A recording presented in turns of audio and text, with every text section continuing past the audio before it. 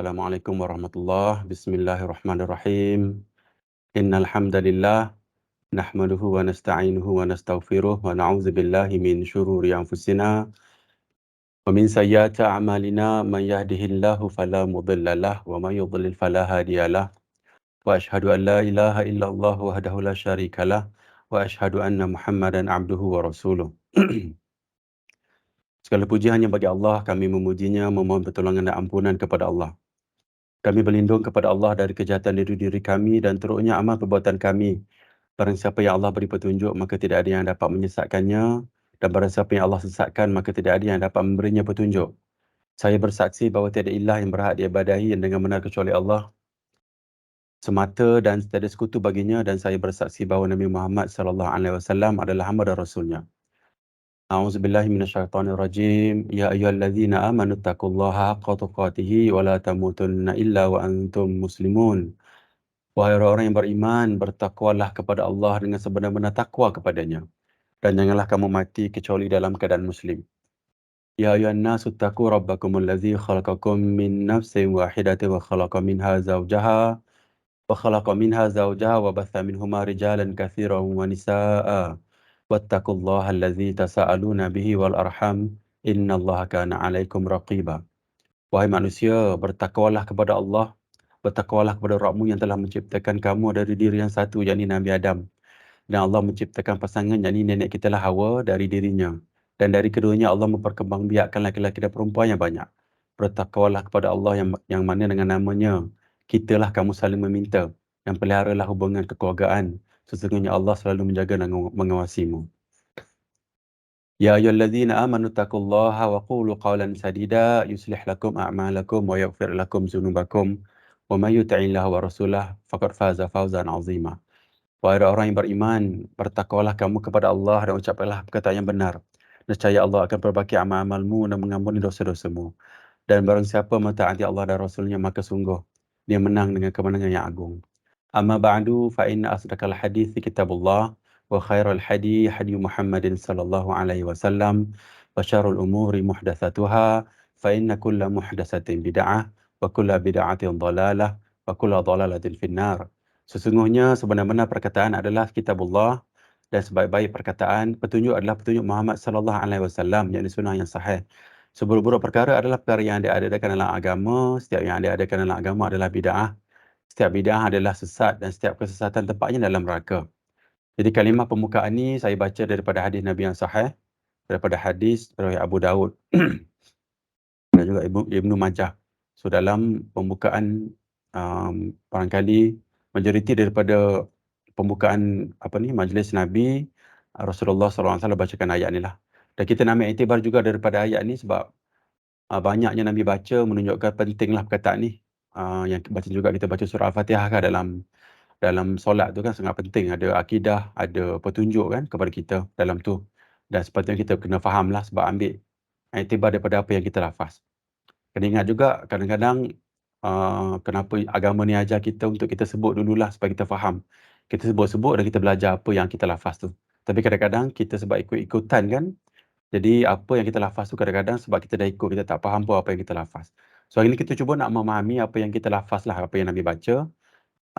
Selalunya kita akan ambil sikit lah maksud. Jadi hari ni saya ambil daripada apa yang dah ada dulu. Saya dah buat material lama. Cuma saya nak ambil dalam bab akidah ni. Sebab dalam mukadimah ni pun ada tentang akidah. Taqwa ni sebenarnya akidah lah. Syahadah ni pun akidah kan. Taqwa ni akidah. Dan Nabi kata dalam ayat ni, dalam ayat surah Ali Imran ni, Nabi kata, jangan mati kecuali dalam keadaan Muslim. Kita hari ni sebab kita lahir dah Muslim kan. Bayangkan kalau kita pun lahir bukan Muslim kan. Kita pun masuk Islam. Penghargaan kita kepada agama kita sangat kuat lah. Sangat-sangat. Maknanya kita akan sangat-sangat bersyukur lah. Gratitude tu sangat-sangat kuat lah. Tapi bila kita berada dalam agama Islam, penghargaan ataupun kesyukuran kita tu kurang sikit lah. Sebab kita memang berada di tahap sekarang. Macam juga orang yang cacat kan, tengok orang yang ada tangan, ada kaki, dia akan rasa kalau dapat tangan, saya nak bersyukur lebih. Tapi kita dah ada, kita tak rasa sangat lah.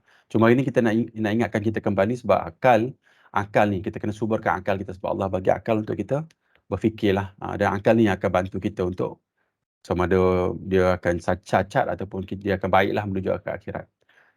Jadi dalam konteks akidah tadi tu saya nak tunjuk yang inilah 3 benda yang sangat besar yang kita tak nak berlaku pada diri kita kan. Macam contoh orang yang kafir tadi mereka dah syirik besar dah. Tapi kita ni menuju ke syirik besar ni kita tak nampak hari ni lah sebab ujian-ujian yang datang tu kita pun tak prime otak kita untuk tak pergi kepada syirik besar.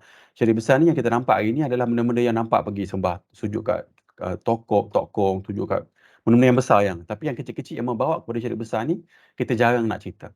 So, kalau tengok pada slide yang saya prepare ni, saya tunjuk kat sini ada dosa besar. Dosa besar ni dia akan pergi kepada syirik kecil lah. Kadang-kadang dosa besar ni pun termasuk dalam syirik kecil. Syirik kecil ni kan bila banyak kita buat ni, kita leka-leka, dia akan pergi ke sini. Terutama yang paling paling teruk sekali adalah bila kita buat benda syirik kecil ni dalam wajah agama. Tetapi tak semestinya pun ada, saya ingat dulu adik ipar saya ada cerita. Dulu kita orang ada kedai makan ni, arwah mak saya ada kedai makan tepi jalan dekat highway Jerangor Jabur tu. Pernah berlaku sekali ada aksiden sebab itu highway dan malam-malam ni kadang hujan lebat dengan jalan situ memang tak elok sangat, ada banyak lubang. Ada aksiden orang Melayu bawa dengan kereta dia sendiri. Dalam kereta dia tu banyak patung-patung agama lain ada dalam tu. So adalah pengalaman tu yang Allah tunjuk kat keluarga kita orang lah nampak. So memang ada pun kadang-kadang ada, tapi saya rasa benda tu pun orang tu pun katalah dia lah punya patung tu kepunyaan dia lah. Maknanya dia sendiri pun nak menunjukkan benda tu dalam keadaan agama tu. Dia nak benda tu dalam konteks agama, ada pergi kepada syirik besar. So hari ni daripada berdosa besar akidah ni kan, kita pergi syirik, kita nak bentraslah benda ni. Dosa besar ni satu ni pemangkin kepada syirik kecil, bukan maksiat tapi bid'ah dalam agama. Yang paling besar sekali benda agama ni akan pergi pada bid'ah lah. Syirik kecil pemangkin pada syirik besar, majoriti dalam bentuk agama dan bid'ah. Dan dosa besar ni kemungkinan besar tak masuk agama pun, macam orang isap rokok, isap vape, dahaka mak ayah kan, ataupun dia menyusahkan orang lain kan, dosa besar kan. Benda-benda macam tu. Tapi bukan dalam konteks agama. Tapi yang dalam konteks agama dia pergi ke sini, ke syirik kecil. Sebab dia buat benda-benda yang bukan agama, dan lama dia pergi kepada syirik besar. So bid'ah ni, fokus area ni sebab dalam hadis ni pun Nabi sebut banyak kali kan tentang bid'ah ni. Jadi saya pun nak kena sebut juga kalau kita kata kita sensitif tentang perkataan bid'ah ni, maka maka tak kenalah dalam konteks apa yang Nabi nak kita buat lah. Sebab dalam mukadimah yang Nabi selalu baca pun ada tentang bid'ah. Jadi saya nak sebut juga tentang bid'ah supaya kan Nabi kata apa ni, sampaikan walaupun satu ayat kan. Macam ayat dia? Dalam bahasa Arab tak ingat dah. So nak sampaikanlah juga apa yang Nabi bagi tahulah. So bid'ah ni dalam konteks kita ni kita nak elakkanlah nak elakkan daripada ilmu. Jadi saya tunjuk je konsep dekat sini kan. Katalah kita dah buat benda yang bid'ah. Katalah kita ikut orang agama lepas tu dengar perkataan-perkataan apa ni yang kalau kita pergi kat kubur ni, kita pergi kat kubur Tok Guru, kita buat satu majlis, lepas tu pergi cium lepas tu nisan, kadang-kadang saya tengok orang agama ni dia berpesta, dia bergendang kat situ, lepas tu dia beribadat kat dalam tu. Dan ada guru mereka juga yang ekstrim sampai sujud ke kubur tu kan. Sebab adalah pandangan mereka yang pelik-pelik. Kalau kita rujuk kembali kepada ajaran-ajaran sesat tu memang ada dekat situ. So apa yang berlaku itu sebagai contoh, area of focus kita ni, dan orang yang datang tu pun adalah orang yang berpakaian agama lah. Jubah, pakai serban semua. So apa dia buat? Syirik kecil dia dalam konteks ubah agama. Sebab orang ingat tu agama. Dan kita kadang-kadang hantar orang, hantar anak-anak kita sekolah kat tempat dia kan. Kita rasa macam tu agama kan. Ada satu contoh yang kawan saya ni, anak dia belajar di Mesir. Dia kata dia terkejut lah sebab sebelum tu saya dah bagi tahu dia lah nasihat-nasihat dia datang. Tapi masa nasihat tu dia macam quite defensif jugalah. Tapi dia beritahu kat saya, anak dia pergi kat kubur minta tolong dengan roh dalam kubur. So maknanya dia cerita kat saya tu daripada reflect apa yang saya nasihat dia dulu. So maknanya bahaya sebab benda ni bawa dalam wajah agama, jadi syirik kecil dan ni boleh bawa kepada syirik besar.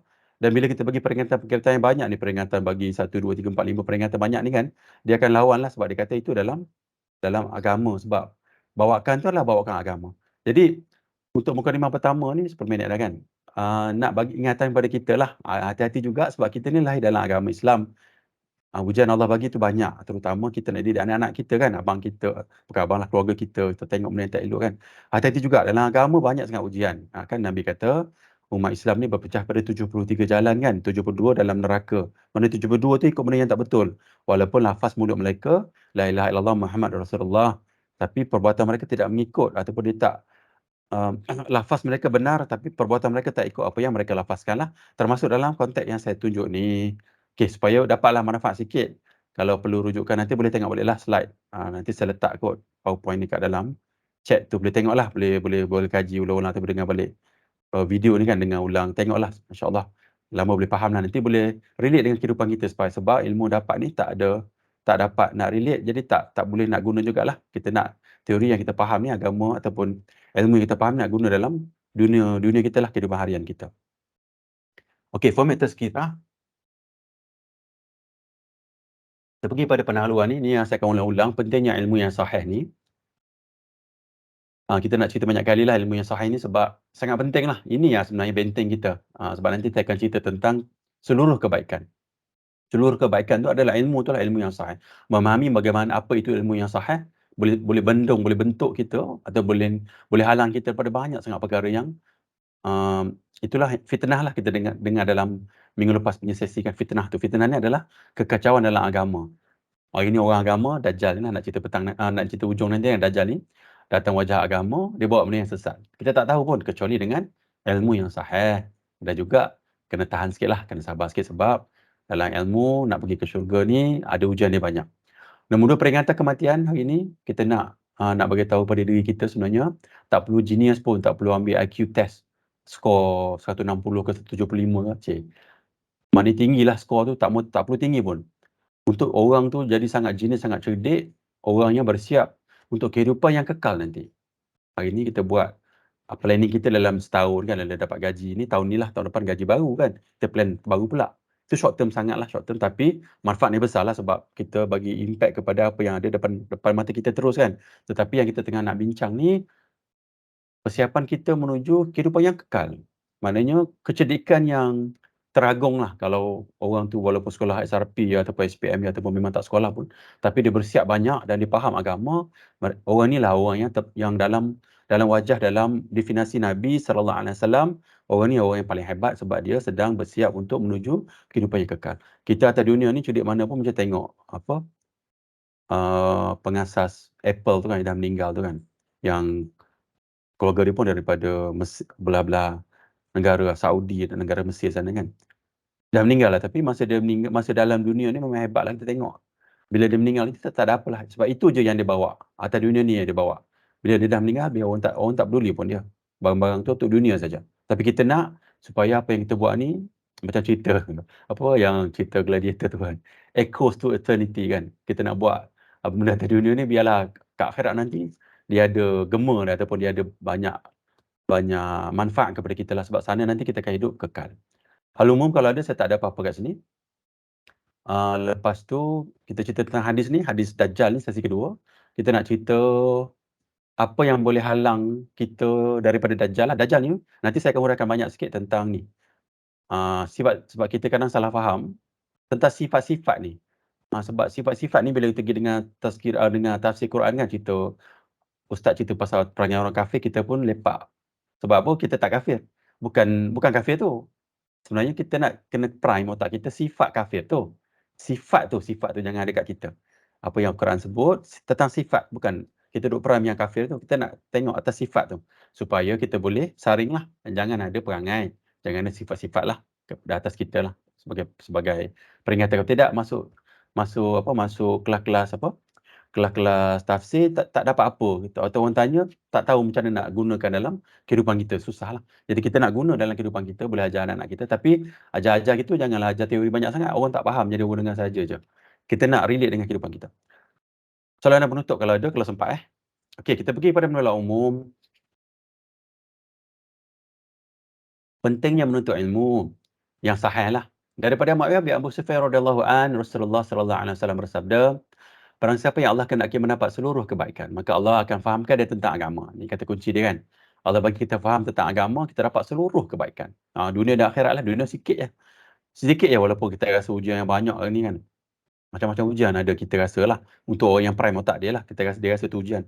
Tapi ada orang dia tak prime otak dia tak rasa tu ujian pun, dia go with the flow, dia buat je. Lama, yalah, satu hari nanti harapannya kita sedarlah, kita dapat tahu yang itu adalah ujian bagi kita lah. Tengoklah bila kita dapat faham tentang agama, kita dapat seluruh kebaikan. Kita dapat saring, dapat elakkan benda-benda yang tak sahih ni datang. Ataupun orang agama tu Dajjal, nanti perangai Dajjal datang kat kita boleh tepislah. Nanti kita baca hadis tentang orang Islam yang jumpa dengan Dajjal. Tapi kena ingatlah, kita jangan rasa kita orang tu. Sebab kita ni pun memang, bagi contoh yang simple lah, orang buat program bertemakan non-Muslim, kita pun ikut je kan. Sebab Nabi lagang keras orang Islam ni ikut perangai orang kafir. Tapi kita ikut je. Kita jangan, level kita ni maksud dia kita cubalah sedikit demi sedikit untuk kita faham agama. Sebab budaya hari ni dia membentuk kita. Budaya hari ni sekeliling kita ni membentuk anak-anak kita. Dia dah bercampur baur dah, kita pun tak nampak lah. Kita pun dah jadi macam keliru, orang agama bawa benda yang bawa sifat watak ataupun budaya orang kafir. Jadi kita pun jadi pening tak tahu. Jadi ilmu ni bagi kita seluruh kebaikan, sebab kita nak yang terbesar kebaikan ni kat sinilah kan. Kita nak tunjuk nanti ni. Perjalanan yang sangat panjang ni kita nak ke sinilah. Tetapi of course lah banyak ujian Allah bagi kat sini kan. Lepas tu nombor 2, lepas dapat ilmu ni kita nak dakwah. Daripada Sahal bin Sa'ad radhiyallahu an bahwasanya Rasulullah sallallahu alaihi wasallam bersabda kepada Ali radhiyallahu an, demi Allah sekiranya Allah memberikan hidayah kepada seseorang melalui dirimu. Mana kita dakwah orang lah. Dakwah orang insya-Allah, anak-anak kita pun sama, isteri kita pun sama, suami kita pun samalah. Itu lebih baik bagimu daripada memperoleh unta merah. Maknanya kalau kita dakwah mereka, dakwah suami kita, dakwah isteri kita, anak-anak kita, adik-adik kita, abang kita, kakak kita kan, kita dapat apa yang Nabi sarankan ni. Cuma kena ingatlah, ilmu ni untuk diri kita dulu. Kalau boleh kita cuba praktiskan apa yang kita dapatlah dalam kehidupan hari ni. Dan juga kena ingat dakwah ni kita jangan letak diri kita ni jadi syok sendiri, sebab dakwah ni ada ujian dia. Sebab ujian ni lah menunjukkan tahap agama kita. Kita tengok sini daripada hadis ni. Daripada Musa bin Sa'id, seorang tabi'in, dari ayahnya ia berkata, "Wahai Rasulullah, manusia manakah yang paling berat ujiannya?" Paling berat ujiannya, sahabat ni tanya.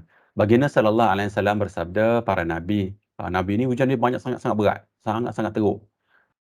Kita jangan macam kita buat assumption kan, kita ingat benda-benda ghaib, benda-benda pelik ni kan, yang mukjizat ni kan, kita dengar orang cerita orang wali datang, harimau bawa kayu lah, gajah bawa tu, gajah bawa ni. Nabi punyalah teruk dia dakwah kita kan. Maknanya kita tengok orang yang paling teruk atas dunia ni, yang hadis yang saya sebut, yang Allah ambil seorang yang sangat teruk atas dunia ni, celup dalam syurga kan. Kalau tengok tu Nabi lagi teruk ujian dia, sebab Rasulullah ataupun nama Nabi Allah ni sangat berat ujian dia Allah bagi, sebab dia paling tinggi iman dia.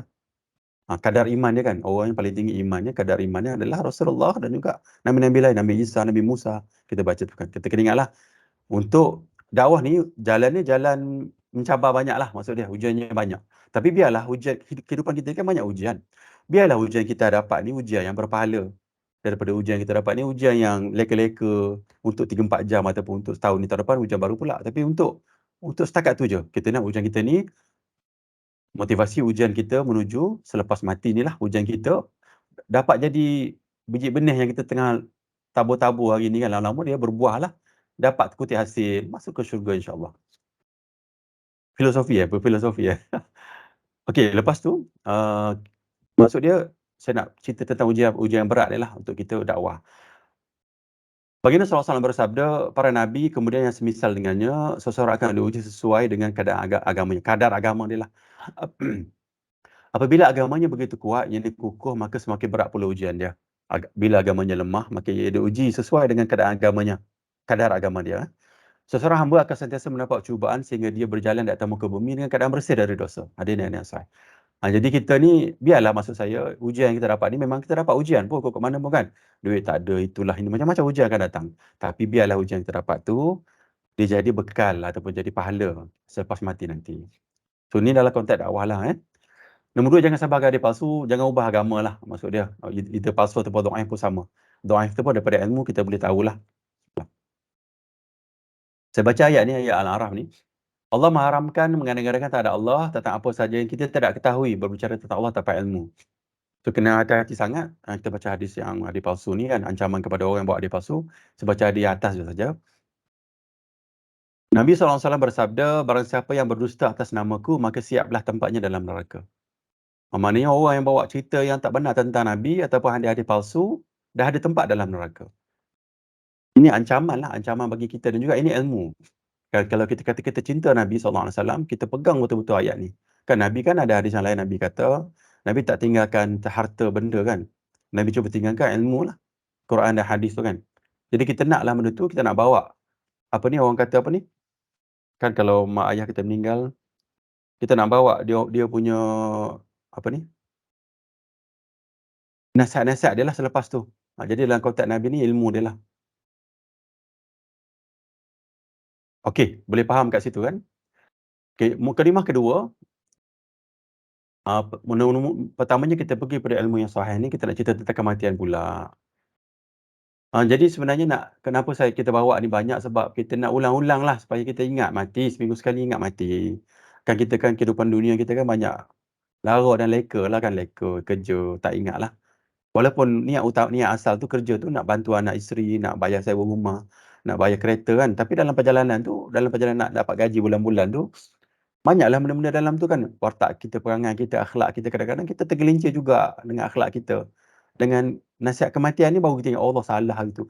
Jadi sepatutnya bila kita buat sesuatu, kalau bolehlah setiap hari tu, kita cuba muhasabah diri. Tengok hari ni apa aku dah buat. Allah, tadi terkasar pula, tadi kelentong pula kan, tadi update benda yang salah pula kan. Sebab kita kerja dan majoriti waktu kita pun dalam kerja. Dan kalau orang tu kata, kerja-kerja, private, tak kisahlah. Tapi maksud dia, dua-dua tu ada hukum dia.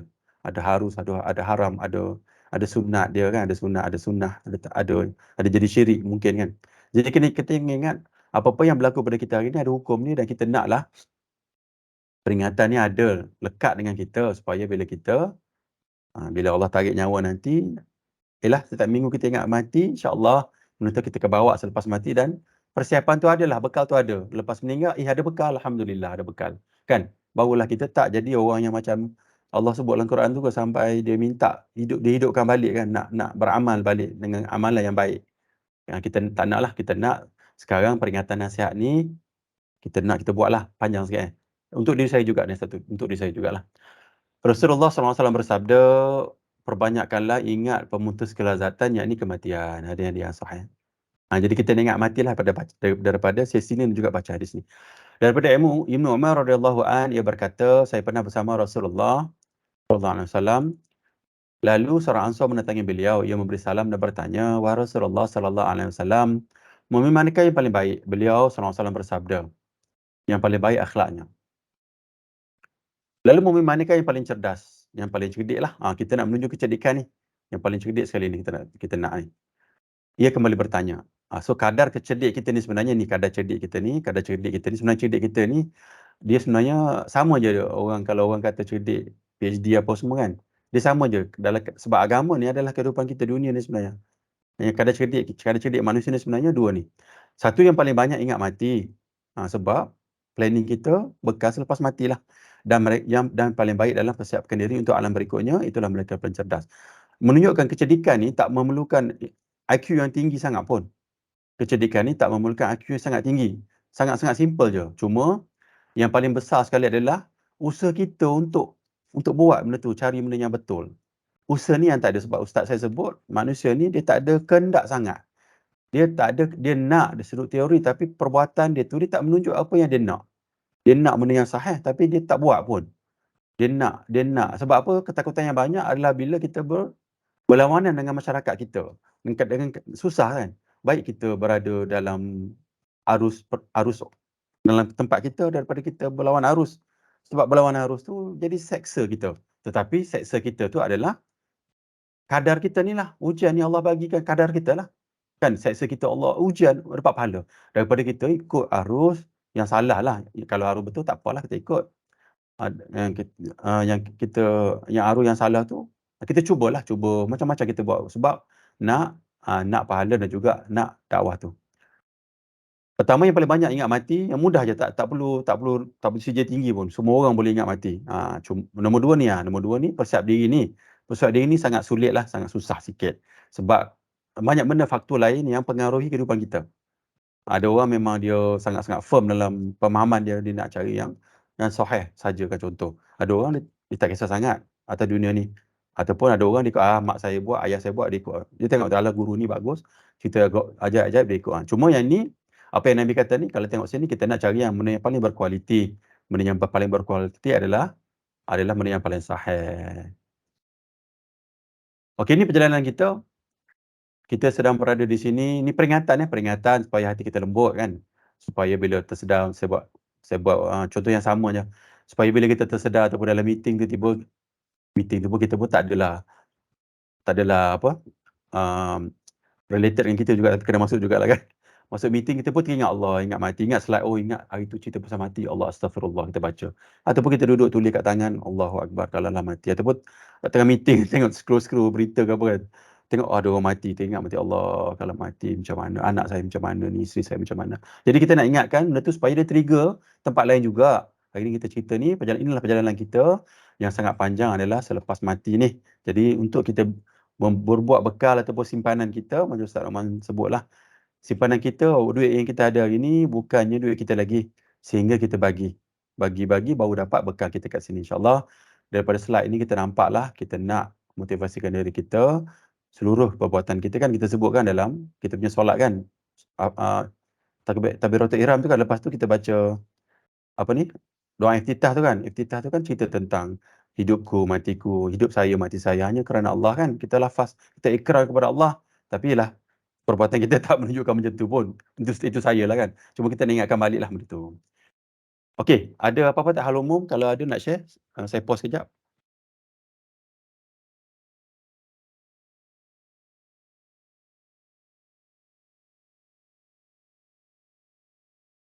Okey, kalau tak ada, kita masuk 9:30 dah. Kita masuk kepada apa yang kita nak baca hari ni. Hari ni kita masih lagi dalam hadis 40 Imam Nawawi. Kita masih lagi dalam topik Islam, Iman dan Ihsan. Kita dah baca 90% hadis lah. 38/42 tapi pelan-pelan je. Ini dah saya ingat sesi keempat dah kot hari 2 ni, tapi tak apa. Kita baca-baca je hadis ni sebab hadis ni mempunyai maksud yang sangat besar. Kalau ini orang tanya, apa, rukun Islam, rukun iman tu daripada agama hadis mana? Inilah hadis dia. Kan? Yang besar, sangat besar kan? Inilah hadis dia.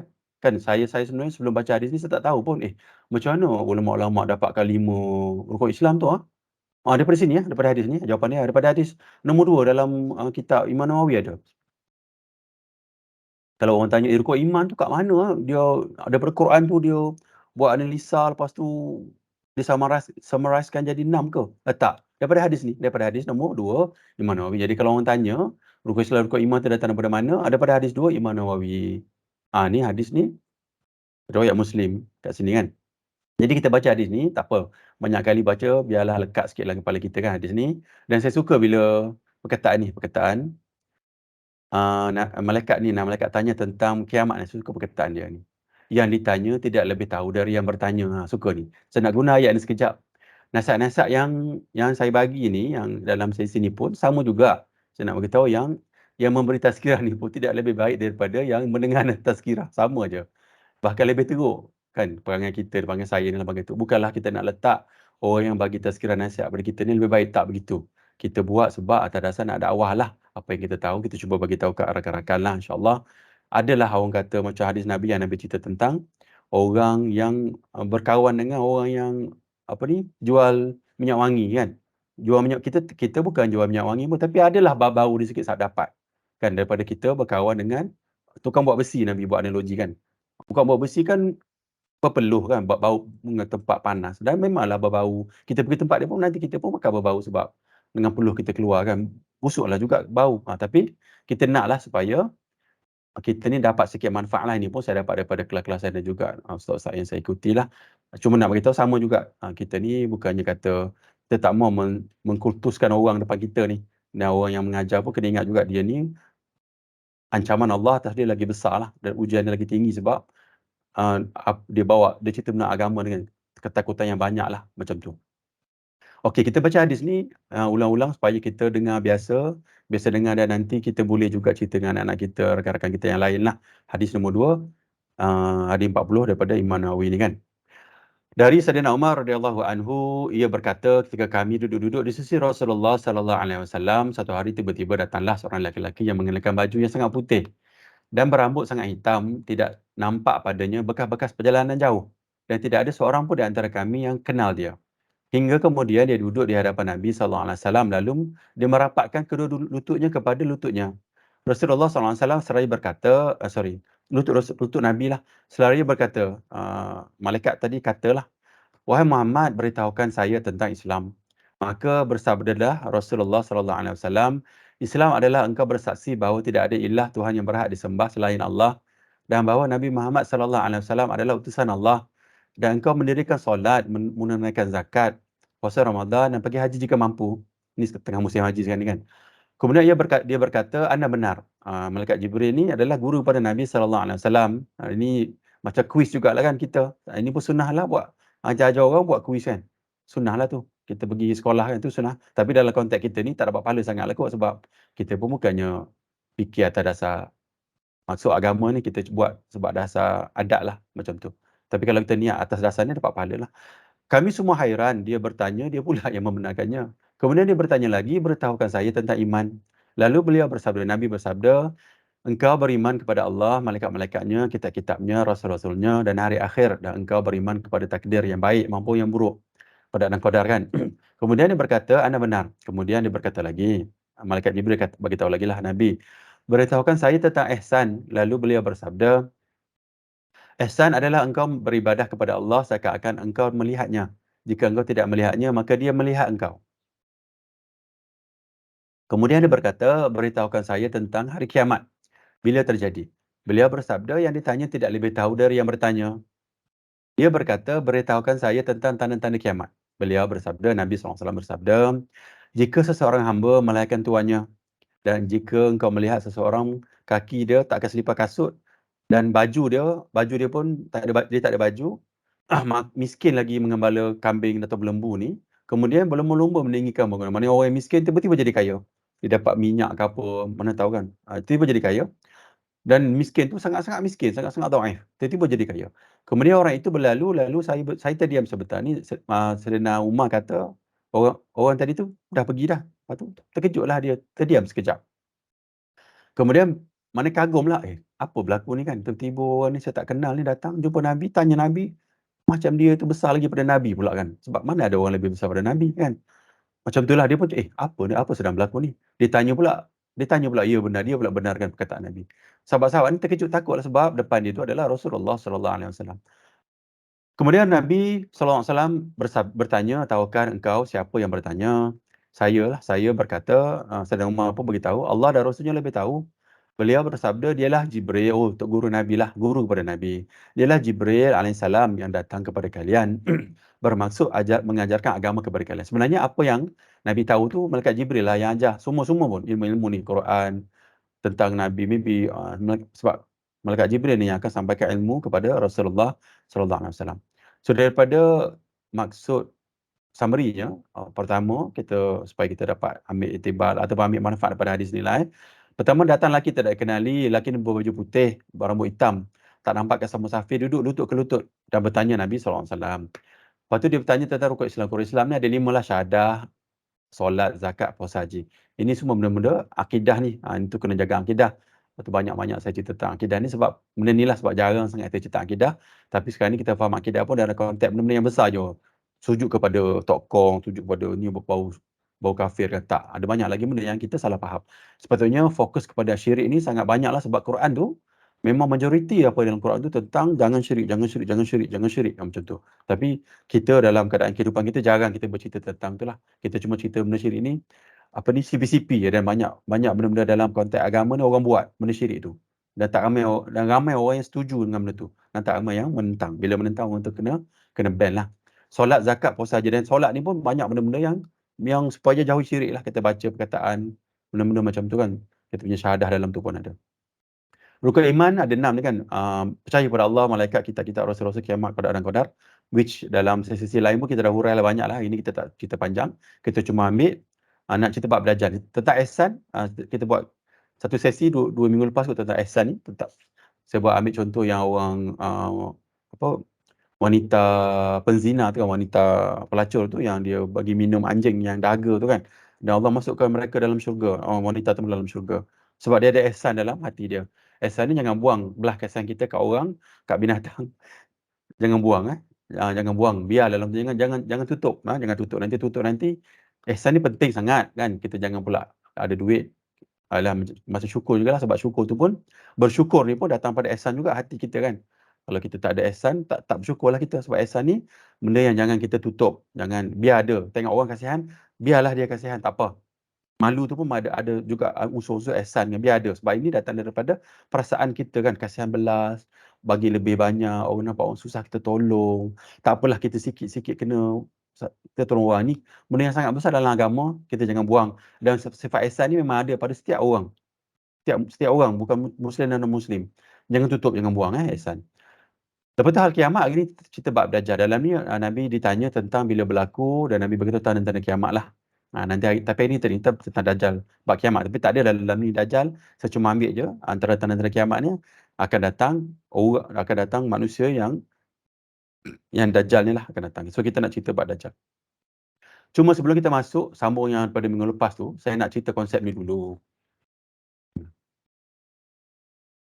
Nak kena faham konsep ni. Bila Quran kan kita pergi kelas-kelas, orang cerita tentang Dajjal, tentang orang kafir, tentang orang munafik, tentang orang musyrikin Mekah ni, tentang orang Yahudi, tentang orang Kristian. Ini antara perangai-perangai yang saya masuk dalam kelas Maulana Hadi. Dia sebut, kita kena jauhi perangai-perangai ni. Tapi Allah sebut dalam Quran tentang perangai, pertama perangai orang munafik, nombor 2 perangai orang musyrikin Mekah, nombor 3 perangai orang Yahudi, nombor 4 perangai orang Kristian. Jadi Kristian ni perangai orang kafir lah kan. Samalah perangai orang kafir. Jadi kita nak jauhi mereka. Tapi kepada orang Islam ni, bila dia dengar Quran, kadang-kadang kita salah pandang, salah faham sebab kita kata kita tak munafik, kita kata kita bukan musyrikin Mekah, kita kata kita bukan orang Yahudi, kita kata kita bukan orang Kristian. Tak. Kita nak cerita ni, ambilkan manfaat, kita kena faham agama, kita nak jauhi perangai mereka, perangai sifat tu. Contoh munafik kan. Ini sebagai contoh ni, maksudnya janganlah kita rasa lemah semangat sebab kita ni, dalam Quran Allah sebut kan, ihdinas siratal mustaqim tu, Allah nak kita duduk atas jalan je, tak sampai lagi kat matlamat tu. Tunjukkanlah jalan, kami jalannya lurus. Jalan tu dulu. Tak sampai lagi matlamat tu. Nanti bila kita cerita tentang sifat-sifat munafik ni, kena atas batai hidung kita rasa lemah semangat. Oh, akulah tu, aku tak nak ikut kelas ni. Bukan macam tu maksud dia. Kita faham yang kita ni nak menuju ke situ, duduk atas jalan tu. Buat tak buat tu nombor 2. Buat tak buat tu, lepas ni kita buatlah sikit-sikit. Dan perjalanan nak buat tu, bukannya terus hebat kan, nak hafal Quran ke, nak pergi, saya nak sendiri dengan solat jemaah ni sebenarnya. Antara sifat munafik ni, dia tak kisah solat jemaah kat masjid, kat surau. Kan isyak dia biar kan. Samalah saya pun tak pergi. Kadang-kadang memang banyak benda. Kita jadi kadang-kadang malas kan. Iman kita rendah, iman kita turun. Tak pergi pun kan. Tapi sifat tu kita nak akui dari sudut ilmu, itu antara sifat-sifat orang munafik. Dan kita sedang menuju perangai itulah. Dan kita lawanlah diri kita. Faham dulu sebab sifat tu. Dan kita cuba buat. Dan cuba buat ni kadang-kadang kekuatan kita lah. Kadang-kadang kita cuba untuk hijrah diri kita, dapat ilmu, duduk di kalangan orang yang baik-baik ni, kita duduk dengan dia dan dia ajak kita pergilah, lawanlah, lama dapat macam tu. So sifat-sifat ni yang kita nak faham, yang kita nak elakkan lah. Satu sifat munafik, sifat musyrikin Mekah ni kan. Musyrikin Mekah ni secara konsepnya dia ikut perangai nenek moyang dia orang. Mak ayah dia kata A, dia akan ikut. Agama berkata lain, dia akan ikut. Dia akan ikut adat dia banyak kat situ, sifat musyrikin Mekah ni. Yahudi ni sifat dia ada ilmu tapi dia sombong. Ilmu dia tahu ni betul, tapi jangan nanti pengaruh kita kurang. Ataupun dia kata ini memang benar. Jangan kita ada kepentingan lain yang kita nak kena ikut. Sebab kepentingan kita lagi tinggilah bagi dia lah. Tapi sebenarnya kebenaran tu yang paling besar. Sebab dia tak nak tunduk. Sebab contoh, Rasulullah SAW ni pergi ke Madinah. Sebenarnya orang Yahudi ni dah berada di Madinah. Dalam kitab-kitab mereka dah beritahu dah akan datang seorang Nabi penutup yang akan berada di Madinah, di antara 2 lembah. Di Madinah lah orang pergi tengok orang Nabi ni daripada bangsa Arab. Bila bangsa Arab mereka tak nak, dia nak daripada bangsa Yahudi juga. Lepas tu dia tolak Nabi, dia tak nak Rasulullah sallallahu alaihi wasallam. So ingat sifat Yahudi ni adalah orang yang dia tahu betul-betul secara dasar ni dia tahu betul-betul tapi dia tutup kebenaran tu. Dan dia buat benda-benda lain untuk tutup ni. Dan dia kalau dia kuasa dia pengaruhi orang lain pula. Orang lain memang takutlah sebab takut tu sebenarnya berada di perangai munafik lah. Sebab dia orang munafik pula antara sifat dia, mereka ni duduk tempat yang dia rasa boleh bagi keselamatan pada dia, antara sifat orang munafik. Bila pada katalah contoh zaman Nabi kan, Yahudi kuat, dia ikut Yahudi. Tiba-tiba Islam kuat, dia ikut orang Islam. Dia bukan tengok pada benda yang benar, dia tengok apa yang boleh bagi keselamatan pada dia pada ketika itu. Itu sifat munafik yang sangat ketara lah. Yahudi sifat macam tadi saya sebut, laju sikit lah. Nombor 3 ni Kristian. Kristian ni dia ikut je apa ustaz dia cakap, apa orang agama dia cakap, apa paderi dia cakap, apa ustaz kita cakap kan. Kita sembrono ikut, pergi ke kubur. Itu sifat Kristian. Kita tak nak, kita nak sifat kita yang pentingkan ilmu lah. Dan juga konsep saya cerita ni kenapa bila kita cerita tentang Dajjal nanti, bukanlah kita nak tunggu Dajjal datang, tapi sifat-sifat tu yang kita perlu ambil iktibar supaya kita tak supaya jadi peringatan daripada kita lah, macam tu. Okey, saya sambung ada 20 minit lagi. Saya rasa kita stop kat sini minggu lepas. Kita nak cerita ada dalam berapa slide ni. Ni hadis yang panjang tapi saya nak baca juga hadis ni, sebab hadis sangat penting. Kaedah-kaedah kita macam mana kita nak lari, nak hindarkan daripada Dajjal ni lah. Fitnah Dajjal ni bukan masa Dajjal datang lagi, hari ni pun. Sebab Dajjal kecil dah ada, dan perangai-perangai Dajjal yang ekstrim tu dah ada dah hari ni, sebelum Dajjal yang asal datang. Kedua, berlindung pada Allah fitnah Dajjal. Ada doa daripada solat ni kan, nanti kita baca, yang doa sebelum bagi salam kan. Kita baca, nanti kita baca bahasa Melayu lah, kita baca yang ni. Nombor 3, termasuk ada lagi benda lain lah, tapi antaranya kita baca doa ni sebelum kita bagi salam. Nombor 3, hafaz surah Kahfi, Al-Kahf ni, kita baca hadis-hadis dia. Nombor 4, jauh daripada Dajjal lah. Macam ni kalau dah datang Dajjal betul-betul, ataupun Dajjal kecil. Dajjal kecil yang berperangai macam Dajjal, tapi maybe 60% baik, 40% ada perangai Dajjal, ataupun 80% baik, ada 20% perangai Dajjal, jauhi orang tu. Kita baca hadis ni. Last sekali, saya buat summary lah, apa benda yang patut kita buat lah. Apa yang kita belajar tentang Dajjal, saya dah buat summary ni. Okay. Kita baca hadis ni agar terhindar daripada Dajjal. Pertama, berpegang teguh dengan ajaran Islam yang sahih. Hadis Abu Sa'id Al-Khudri berikut ini. Dajjal muncul, ini hadis Nabi ni. Nabi kata, Nabi cerita kepada sahabat-sahabat Nabi. Dajjal muncul, lalu seseorang dari kalangan kaum mukmin menuju ke arahnya, lalu bala tentera Dajjal yang bersenjata menemui orang tadilah. Mereka bertanya, kamu mau ke mana? Mukmin itu menjawab, ingat Nabi sebut mukmin tau, bukan Muslim, mukmin. Ni level-level tinggi sikit mukmin ni. Level-level orang yang faham agama ni. Hendak ke orang yang muncul tu, nak pergi kepada Dajjal tu. Mereka bertanya, apa engkau tidak beriman kepada Tuhan kami? Tuhan kami ni Dajjal dia lah. Mukmin itu menjawab, Rob kami tidak samar. Rob kita ni tak samarlah, maknanya dia jelas. Mereka berkata, bunuh dia. Lalu mereka saling berkata satu sama lain, bukankah Tuhan kita melarang kalian membunuh seseorang pun selain dia?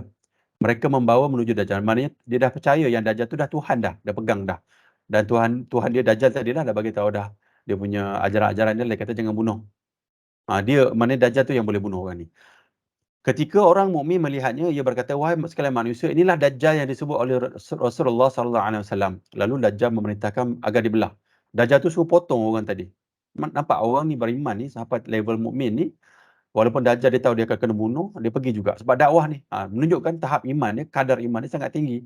Tu yang saya kata, kalau kita tak payah perasan, kita tengok Dajjal kat dahi ada perkataan kafir kan. Kita nampak kita lari, hari ni boleh sembang lah, nanti dia ada nanti, sampai kita pun terikut. Sebab benda-benda yang Dajjal, benda kecil-kecil hari ni pun, macam konsert-konsert semua tu kan, yang dunia-dunia ni, kita ikut je kan, datang yang benda ni lagilah kita terpengaruh.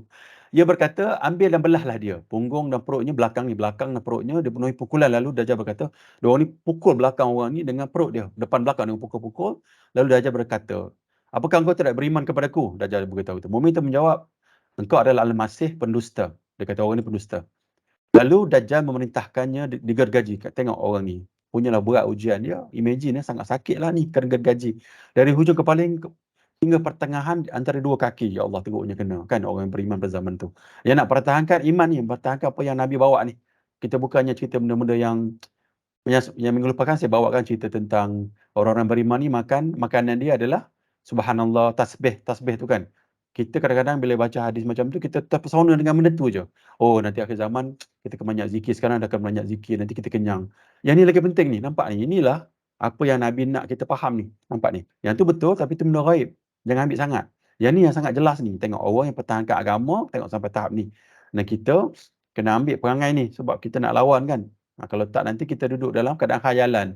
Kita ingat, kita baca-baca boleh elak. Tak. Kita kata nampak kataan kafir, kita boleh lari. Tak. Kena ingat, nampak ni. Betapa beratnya ujian orang ni datang. Sampai kena potong badan dia. Setelah itu, Dajjal berjalan di antara dua potongan tubuh lalu berkata, berdirilah. Tengok. Allah bagi kelebihan pada Dajjal ni. Sampai tahap ni. Dah kena potong, matilah kan. Lepas tu Dajjal kata berdiri. Macam Tuhan pula dia kan. Tu yang orang percaya tu, penipuan dia. Selanjutnya Dajjal tu bertanya padanya, apakah engkau beriman kepadaku? Sampai hidup. Orang tu hidup balik. Potong, hidup balik. Punyalah kuat kuasa Dajjal ni macam kuasa Tuhan. Dan berapa ramai orang akan tertipu. Tengok orang Kristian hari ni kan agama dia. Macam-macam lah, bukan Kristian saja, semua agama yang selain. Even orang Islam sendiri pun banyak. Kita percaya, yang ada yang percaya, yang kita baca tentang ajaran sesat kan. Percaya orang dalam kubur masih hidup kan. Bagi salam, apa benda-benda boleh bercakap, boleh minta tolong guna nama dia supaya menuju Allah sebab dia dekat dengan Tuhan. Tu konsep-konsep tu dia bawa kepada Dajjal sebenarnya. Sebab Dajjal, tengok. Kalau orang tengok, oh dia dekat dengan Tuhan sebab apa? Tuhan bagi kelebihan pada dia. Sebab kita tak faham konsep mukjizat, konsep kerja syaitan dengan konsep karamah. Kadang-kadang kita letak orang agama tu, dia kata itu karamah. Kita tak faham konsep karamah. Karamah tu Allah bagi tanpa orang tu nak pun. Tengok apa yang Dajjal ni buat. Dia yang cakap.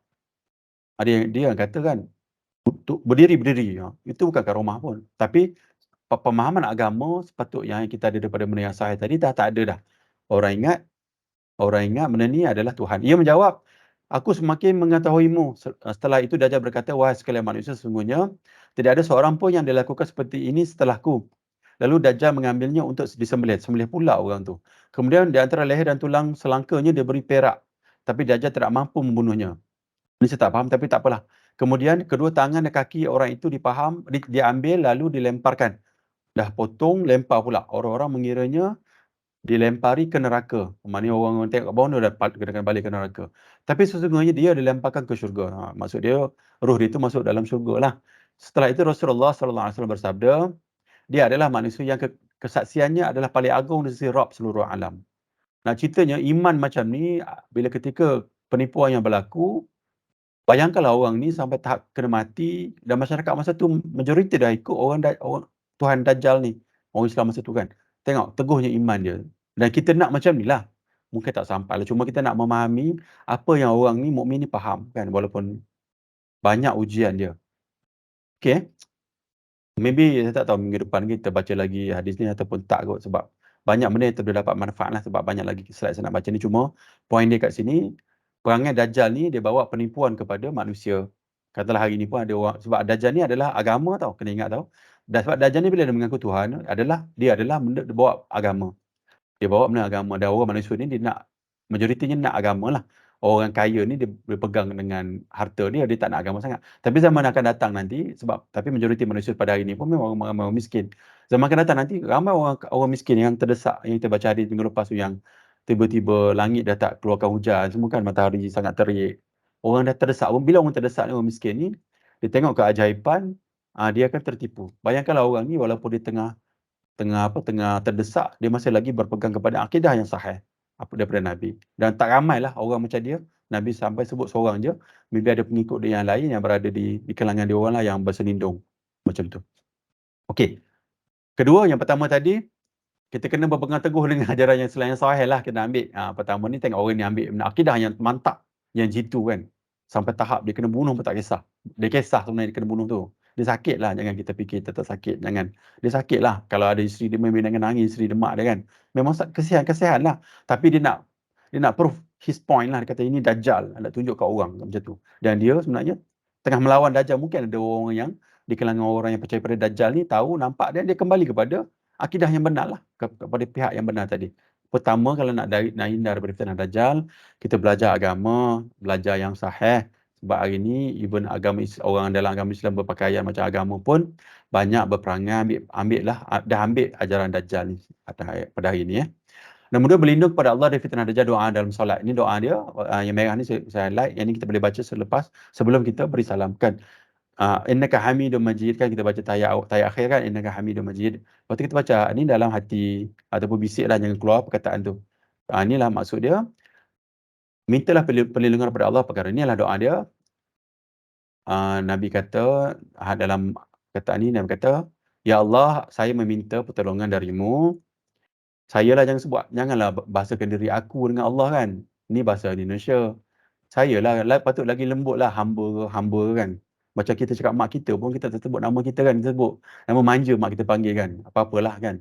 Itu antara kita dengan mak kita lah kan. So sebutlah nama manja, nak menunjukkan dekatlah kita dengan Allah ni. Maknanya mesra lah, selalulah kita berminta dengan Allah ni. Kalau tak nanti sebut aku macam kasar betul. Padahal dalam hadis yang kita sebut sebelum ni, Allah ni adalah Nabi tu, Nabi bukan Allah lagi lah. Nabi sendiri pun cinta kita melebihi mak ayah kita kan.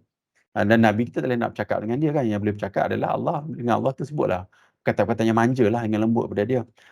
Hamba-mu ni meminta pertolongan dari siksa jahanam, neraka dan siksa kubur, dari fitnah hidup dan mati, kekacauan hidup dan mati, kekacauan dalam agama, banyak kekacauan dalam agama ni, dan teruknya fitnah Al-Masih Dajjal. Dajjal datang, Dajjal ni fitnah dia, katalah 1000 tahun lagi Dajjal akan datang kan.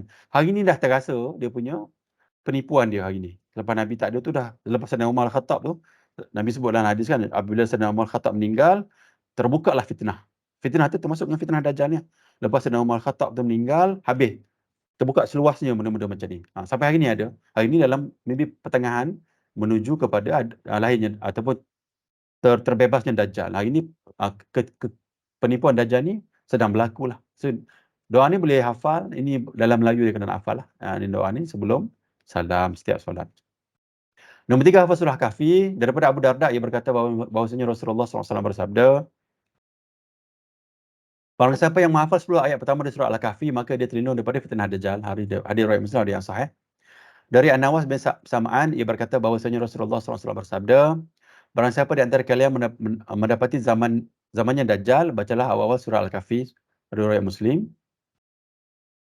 Daripada Abu Darda, ia berkata bahawasanya Rasulullah SAW bersabda, barang siapa membaca 10 ayat terakhir dari surah Al-Kahfi, maka ia akan terlindung dari fitnah Dajjal. Al-Hajjaj berkata, barang siapa membaca 10 ayat terakhir surah Al-Kahfi, ayat terakhir lah dia kata sini, anaknya sahih. Ni pun ada ayat 10 ayat terakhir ni, ada 10 ayat pertama kan. So ini antara benda yang kita boleh ambil sebagai panduan lah supaya kita terfitnah pada Dajjal, dan juga ingat yang kita cerita Dajjal ni sekarang tak ada lagi perangai-perangai Dajjal tu, kita kena jauhi lah. Keempat, menjauhi pada Dajjal kerana boleh menjadi seorang, itu saya sebut tadi kan, dia sangka dia ni hebat lah, tapi terperangkap juga dengan cubaan Dajjal. Macam mana tak terperangkap? Kita tengok manusia ni yang kita takjub dengan orang tu, kita terikut lah kan. Percakapan dia ke, kita akan terikut punya. Yang terbaik jangan pergi. Dari Imran bin Husain, ia berkata bahawasanya Rasulullah SAW bersabda, barang siapa mendengar kemunculan Dajjal, maka menjauhkan darinya. Pergi jauh-jauh, jangan sibuk. Jangan kata tak apalah, tengok je, lama-lama terikut. Demi Allah, jika ada seseorang yang menentangi Dajjal dan ia mengira bahawa ia punya iman yang kukuh, maka ia telah menjadi pengikut Dajjal kerana ia terkena syubhat ketika Dajjal muncul.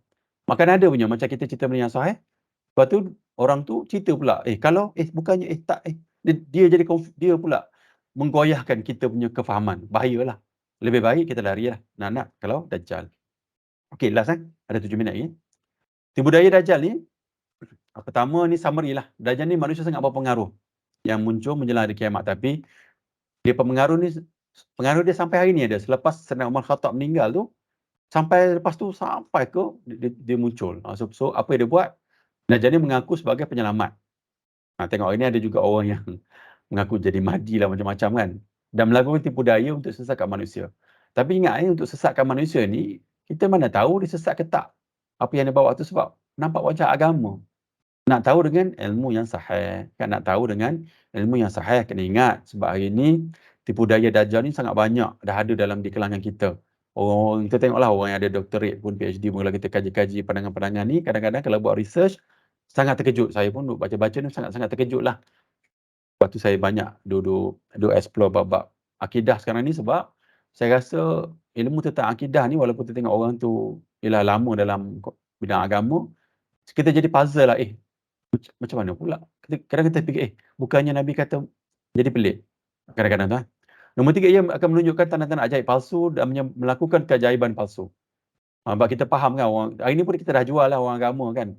Ada cerita orang agama bawa kereta lah, lepas tu dia isi air, lepas tu boleh naik. Kan? Itu semua mengarut tu, kalau ikut kalau kita benar-benar faham keajaiban daripada Allah. Kan? Itu dia letak dalam karomah. Karomah ni maksud dia, orang tu tak nak pun benda tu berlaku. Allah bagi. Tapi orang buat orang salah faham, jadi ketakjuban daripada orang tu. Sebab apa? Dia nak menjustify kan orang yang cerita tu hebat. Analogi dia kata macam ni lah. Dalam dunia pun dia hebat dah, Allah bagi benda raib-raib, bijak-bijak ni.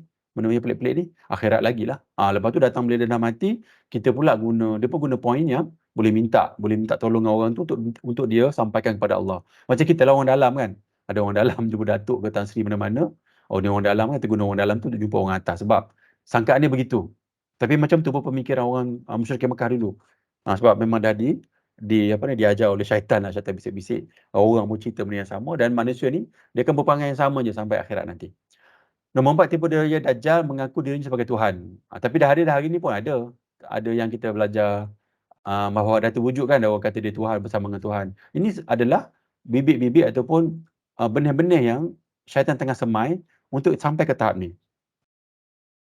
Contoh yang terbesar adalah Nabi Isa tu lah, Nabi Isa tu. Nabi Isa pada 400 tahun sebelum Nabi Muhammad lahir kan, atau menjadi Rasul, 400 tahun sebelum tu Nabi Isa ada. Mereka lepas Nabi Isa meninggal semua tu, mereka tukarlah. Dia kata Nabi Isa tu anak Tuhan. Kan dia kata macam tu lah. Sama sebab dah berlaku dah benda ni pada dulu dan berapa ramai orang hari ni mengikuti agama Kristian. Padahal yalah, nasib baiklah agama Islam ni masih ada Quran yang terjaga dan juga Nabi kata setiap 100 tahun akan ada mujtahid yang membawa balik agama ni kepada apa yang Nabi bawa kan. Kalau tidak, habis jahanam kita ni. Akan jadi macam ni juga. Dan akhir zaman nanti Dajjal akan datang dan Nabi Isa ni yang akan bunuh dia lah. Sebab dia bawa benda seolah dia macam Nabi Isa juga kan. Dajjal akan menggunakan kekuatan dan tipu muslihatnya untuk mengaruhi, mengelabui manusia. Dia menawarkan hikmat kenikmatan dunia, material sebagai imbuhan kepada mereka ikut dia. Dia bagi hujan turun kan, hujan turun, pokok subur. Tapi keajaiban lah. Keajaiban ketakjuban. Hari ni, ingat keyword kita sebenarnya, keajaiban ketakjuban tu. Kita tengok orang agama tu takjub. Oh, bersih muka dia. Saya pernah masuk. Bercerita lagi, ada 4 minit lagi. Nak cerita lagi. Okey, nombor 7. Dajjal akan menciptakan keraguan dalam keyakinan manusia dan menyebabkan pemikiran sesat. Dia timbulkan syaz. Sama juga macam saya tengah dakwah kawan yang Syiah tu, dia timbulkan syaz dalam pemahaman masa kita orang discuss tu. Padahal syaz dia tu pun kalau kita ada ilmu boleh lawan lah. Dia cerita Nabi macam ni, dia cerita benda-benda yang hadis-hadis yang maksud dia, konteks dia salah. Dan dia ambil maksud dia menuju kepada pemahaman dia. Tapi kalau kita tak ada ilmu, kita akan terpesona lah. Nombor 8, pentingnya bagi umat Islam, dah 3 minit untuk memiliki pemahaman yang kuat tentang akidah, berpegang teguh kepada Quran dan Sunnah. Dan inilah yang kita bawa hari ini dalam sesi tazkirah kita untuk kita faham tentang sunnah yang sahih dan juga akidah yang jitulah yang kuat. Supaya kita terjagalah dan kita tahulah nanti bila ada panggil-panggil Dajjal datang, kita boleh elaklah. Dengan pemahaman yang benar, umat Islam akan dapat mengenali tipu daya Dajjal dan menjaga keimanan mereka. InsyaAllah daripada 9 item ni sebagai summary, ringkasan daripada sifat-sifat Dajjal ni, insyaAllah dapatlah ambil iktibar. Ada 3 minit lagi. Ini last slide saya. Kalau ada soalan apa-apa ataupun nak share apa-apa, boleh teruskan.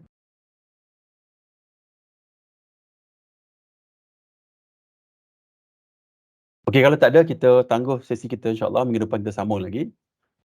Subhanakallahumma wa bihamdika asyhadu an la ilaha illa anta astaghfiruka wa atubu ilaik. Maha suci Allah dan dengan memujinya saya bersaksi bahawa tidak ada sembahan yang berhak disembah selain Allah. Saya meminta ampun kepada Allah dan saya bertaubat kepadanya. Wassallallahu ala sayyidina Muhammadin wa ala alihi wasallam. Assalamualaikum warahmatullahi wabarakatuh.